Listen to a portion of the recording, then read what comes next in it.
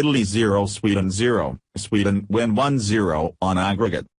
Italy have failed to qualify for the World Cup for the first time since 1958 after being shut out by Sweden at Azzurri San Siro.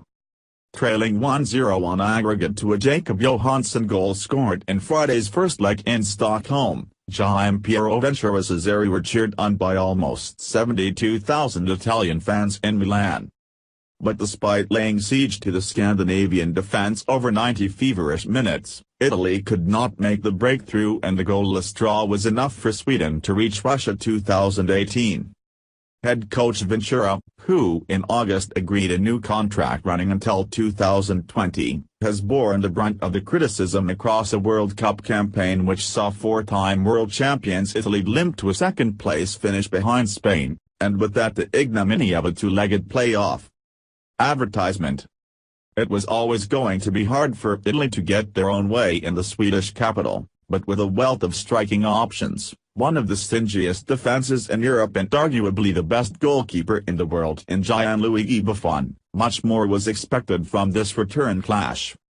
Buffon may be hardest hit by Italy's failure to reach the summer finals. At 39, the Juventus stopper had already decided to quit international football after the tournament and his 175th cap, won on a dismal night in Milan, may be his last.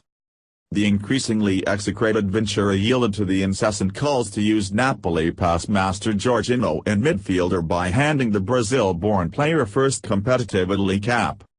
Manolo Gabbiadini got the nod, perhaps surprisingly ahead of Lorenzo Insigne, to lead the line alongside Lazio striker Ciro Immobile. The Southampton player was first to test the Swedes' resolve, finding his shot blocked before Manchester United's Matteo Darmian, deployed on the left wing, blasted wide of goal. Jorginho soon released Immobile down the right and Robin Olsen had to make a smart stop amid steadily building Italian pressure. Retaining control, the Azzurri grew in confidence after the half-hour and Antonio Candreva came close to scoring when rifling Immobile's low cross towards the top of the net, where Olsen blocked. Andreas Granqvist was Sweden's saviour as half-time drew nearer. First he scooped Immobile's goal-bound effort off the line before tidying up when Marco Perillo looked like turning home a Darmian pass. He and his fellow centre-back Victor Lindelof were lucky, though, when Alessandro Florenzi missed the mark when cutting inside from the left byline. After the break Darmian had a penalty shout rejected after controlling Florenzi's cross. Spanish referee Antonio Mtulahutz instead called handball.